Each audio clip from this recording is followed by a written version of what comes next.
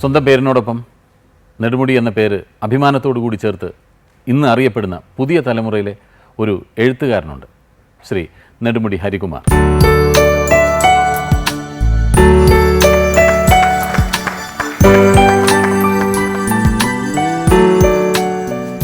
ഈ നെടുമുടിയിലെ വഴികളിലൂടെ സാറ് നടന്നതിനേക്കാൾ ഒരുപാട് മുമ്പേ നടന്നു പോയ ആളാണ് വേണുചേട്ടൻ. ഈ പേരിൻ്റെ കൂടെ നെടുമുടി എന്ന് ചേർക്കുമ്പോൾ അത് ഏതെങ്കിലും വിധത്തിൽ വേണുചേട്ടനെ സ്വാധീനിച്ചിട്ടുണ്ട്? വേണുചേട്ടൻ അങ്ങനെ പേരിൻ്റെ കൂടെ നെടുമുടി ചേർത്തത് അത് സ്വാധീനിച്ചിട്ടുണ്ടോ? പേര് വയ്ക്കുന്നത് സത്യം പറഞ്ഞു കഴിഞ്ഞാൽ അങ്ങനെ ഈ സ്ഥലപ്പേരിനോട് ചേർത്ത് പേര് വയ്ക്കുന്നത് ഞങ്ങൾ കുട്ടനാട്ടിൽ ഒരുപാട് ഇപ്പം നെടുമുടി വേണുവിന് മുമ്പ് അങ്ങനെ നെടുമുടി ഉപയോഗിച്ച കലാകാരന്മാരുണ്ട്, കഥകളി കലാകാരന്മാർ. നെടുമുടി നാണുനായർ, നെടുമുടി കുട്ടപ്പണിക്കർ. പക്ഷെ അവരെയൊക്കെ ലോകം അറിഞ്ഞില്ല. അറിഞ്ഞത് നെടുമുടി വേണുവിനെ. നെടുമുടി നാടുനായരെയും കുട്ടപ്പണിക്കരെയും കുറേയൊക്കെ അറിഞ്ഞിട്ടുണ്ട്, കഥകളി കലാകാരന്മാർ. അത്ര പ്രചാരം അന്നത്തെ കാലത്ത് ഇല്ലല്ലോ, ഇതുപോലെ മാധ്യമങ്ങളൊന്നും ഇല്ലാത്ത കാലമായതുകൊണ്ട്. നെടുമുടി നാരായണപ്പണിക്കർ ചെണ്ട വായിക്കുന്നത്, നെടുമുടി നാരായണപ്പണിക്കർ വലിയൊരു ചെണ്ട കലാകാരനായിരുന്നു. പക്ഷെ വേണുചേട്ടനും തകരയിൽ വരുമ്പോൾ വേണു എന്നല്ലേ ഉള്ളൂ? വേണുമായിരുന്നു അല്ലേ? ഫാദർ നെടുമുടി വന്നതിന് ശേഷമാണ് നെടുമുടി വേണു. അതെ അതെ. പക്ഷെ അതിന് നാടകത്തിലുണ്ടായിരുന്നു എന്നോട് കാവാല പറഞ്ഞത്, നമുക്ക് ഈ വേണു എന്ന് പറഞ്ഞാൽ ആരും ഏത് വേണമെന്ന് ചോദിക്കും. അപ്പം ഒരു സ്ഥലം അതേ കാവാല നാരായണപ്പണിക്കർ, തകഴി ശിവശങ്കരപ്പിള്ള, മങ്കൊമ്പ്, അങ്ങനെ ഉണ്ടല്ലോ, ഓരോ സ്ഥലപ്പേര് പറഞ്ഞിട്ടാണല്ലോ. അപ്പോൾ പേരിരിക്കട്ടെ എന്ന് പറഞ്ഞിട്ട് അങ്ങനെ അതെ വെച്ചത്. അപ്പോൾ എനിക്കതൊരു സാഹിത്യകാരന്മാർക്ക് വെക്കുന്നൊരു സംഭവമല്ലേ, നമ്മുടെ നാടിൻ്റെ പേര് കൊണ്ട് നമ്മൾ പോകുന്നത്, നമ്മൾ വല്ല കുഴപ്പം ചെയ്താൽ നാട്ടുകാർ മുഴുവൻ ചീത്തപ്പേരിയൊക്കെ വരത്തില്ലേ എന്ന് വിചാരിച്ചൊരു ഭയം ഉണ്ടായിരുന്നു. എങ്കിലും അത് അദ്ദേഹമാണ് സജസ്റ്റ് ചെയ്തത് ഈ പേര് വേണം എന്നുള്ളത്. നടനെന്ന നിലയിലാണോ ആദ്യം വേണുചേട്ടനെ പരിചയപ്പെടുന്നത്, അതോ അതല്ല അതിനു മുമ്പ് തന്നെ നാട്ടുകാർ പറയുന്ന ശശി എന്നുള്ള പേരിൽ വേണുചേട്ടൻ നേരത്തെ അറിയാമായിരുന്നോ? വേണുചേട്ടൻ്റെ അമ്മ കുഞ്ഞിക്കുട്ടി അമ്മ സാറും എൻ്റെ അമ്മയും വലിയ അടുപ്പമുള്ളവരായിരുന്നു. അപ്പോൾ അമ്മ ഈ ചെറുപ്പം മുതലേ പറഞ്ഞൊരു കാര്യം ഇപ്പോഴും എൻ്റെ മനസ്സിൽ സജീവമായിട്ടുള്ളൊരു കാര്യമാണ്. വേണുചേട്ടനെ ആ LP സ്കൂളിൽ, നെടുമുടി സ്കൂളിൽ പഠിച്ചുകൊണ്ടിരിക്കുന്ന കാലത്ത് കടം വായിക്കാൻ സ്കൂളിലെ ആനിവേഴ്സറിക്ക് മറ്റേ കടം വായിക്കും. അപ്പോൾ കടം ഇങ്ങനെ വെച്ച് കഴിഞ്ഞാൽ ഇദ്ദേഹത്തിൻ്റെ തല മാത്രമേ കടത്തിൻ്റെ മേളിൽ കാണത്തുള്ളൂ. അത്ര ചെറുതാ, അത്ര ഇത്. അപ്പോൾ ആ വിരൽ അത് ഇവർക്കെല്ലാം വലിയ അത്ഭുതമായിരുന്നു, ഇത്ര നന്നായിട്ട് കടം എങ്ങനെ വായിക്കുന്നു എന്നുള്ളത്. കൊച്ചുകുട്ടി, തീരെ കൊച്ചുകുട്ടി. അപ്പോൾ എന്നാൽ കടം അദ്ദേഹത്തെ ആരും പഠിപ്പിച്ചിട്ടുമില്ല. ശരി.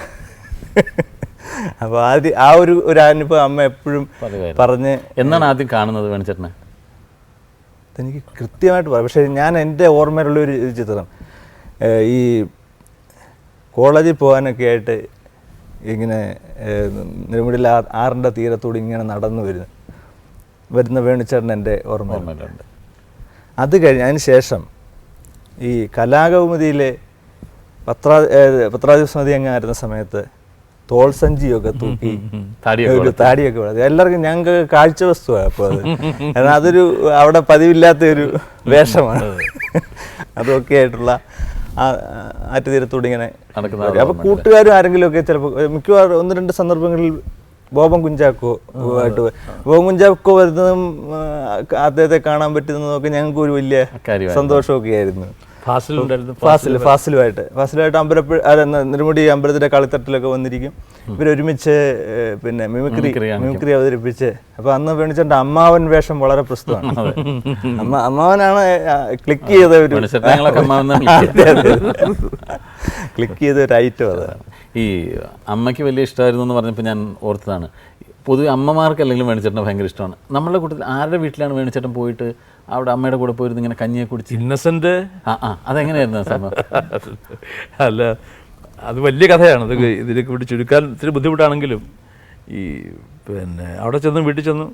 അപ്പം അതിൻ്റെ കഥകൾ വേറെ ഉണ്ട്. അപ്പം അന്ന് അത്താഴം അവിടെ ആണ്. അപ്പം എന്നോട് ചോദിച്ചു, എന്താ മോന് കഴിക്കാൻ വേണ്ടെന്ന് അമ്മ ചോദിച്ചു. ഞാൻ പറഞ്ഞു, എനിക്ക് കുറച്ച് കഞ്ഞിയും ചമ്മന്തിയും മതി. പിന്നെ നമുക്ക് വേറെ എന്ത് ചെയ്യാം, പുളിമുളക് ഉടയ്ക്കാം എന്ന് പറഞ്ഞ് ഞാൻ അടുക്കള തന്നെ കയറി ഞാൻ ഉള്ളിയൊക്കെ ഒരുക്കി അമ്മച്ചി ഞാൻ ഇവിടെ നിന്നിട്ട്.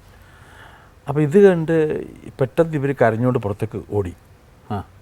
അപ്പോൾ ഇന്നസെൻ്റ് അടുത്ത് ഇപ്പോൾ ഉണ്ട്. അയാൾ വിചാരിച്ചു ഈ ഉള്ളി തൊലിച്ച് എൻ്റെ വല്ല കുഴപ്പമാണോ ഈ തള്ളയ്ക്ക് ഉണ്ടായെന്ന് വെച്ചിട്ട് ഇന്നസെൻ്റ് പറയുന്നു, എന്താ അമ്മ ചോദിച്ചത്?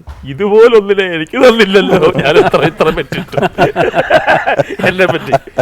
അപ്പൊ പറഞ്ഞു, അപ്പൊ ഇങ്ങനെ എന്റെ വീട്ടിൽ കുടുംബകലഹം ഉണ്ടാക്കിയ ആളാണ് ഇയാളുടെ വീട്ടില്, എന്റെ വീട്ടില് ഒരു ഉള്ളു തൊലിക്കുകയോ അടുക്കളയിൽ ചെല്ലുകയോ ചെയ്യുന്നവനല്ല. മറ്റുള്ള വീട്ടിൽ കയറി കുടുംബകലഹം ഉണ്ടാക്കാൻ വേണ്ടി ചെയ്യുന്ന നിനസെന്റ് കഥയുണ്ടാക്കി പിന്നീട്. അങ്ങനെ അമ്മമാർക്ക് പെട്ടെന്ന് ഇഷ്ടം തോന്നാനുള്ള ഒരു നമ്പർ വേണിച്ചേട്ടൻ്റെ കയ്യിലുണ്ട്. അത് വേറൊരു കാര്യമുണ്ട്, നെടുമുടിയിൽ വരുമ്പോഴേ ഓരോ വീട്ടിലും ഉള്ള ആളുകളെ വിളിച്ച് അമ്മമാരെയും ഒക്കെ വിളിച്ച് കുശലം ചോദിച്ചൊക്കെയാണ് പൊയ്ക്കുന്നത്. ഇപ്പം അത്ര സാധിക്കുന്നില്ല, കാരണം വാഹനത്തെ വന്ന് നേരെ അങ്ങ് പോവുകയാണ്. അപ്പോൾ മറ്റേ ഒരു മണിക്കൂറിന് മേളിൽ നടക്കണം വേണിച്ചേട്ടൻ്റെ വീട്ടിൽ, റോഡിൽ നിന്ന്. അവിടെ കുശലം പറയാതെ പോകാൻ ഒക്കില്ല, അല്ലാതെ ഒരു രക്ഷയില്ല. കുളിക്കുന്ന കണ്ടാ എന്താ കുളിക്കുകയാണോ അതാണ് നാട്ടിൻപുറം. ഒരു കുശലം ചോദിച്ചു പോകുന്നത്. അതെ, അതപ്പോൾ ഒരു പക്ഷേ നടനായിട്ട് വേണുചേട്ടനെ മറ്റു നടന്മാരിൽ നിന്ന് വ്യത്യസ്തനാക്കിയത് പോലും ആ ഒരു ഗ്രാമജീവിതവും ആ ഒരു ഇതുപോലുള്ള കുശലം ചോദ്യങ്ങൾ വരെ ഉള്ള കാര്യങ്ങൾ. നന്ദി ഹരികുമാർ സാർ, വന്നതിനും വേണുചേട്ടനുമായിട്ടുള്ള അനുഭവം പ്ലീസ്.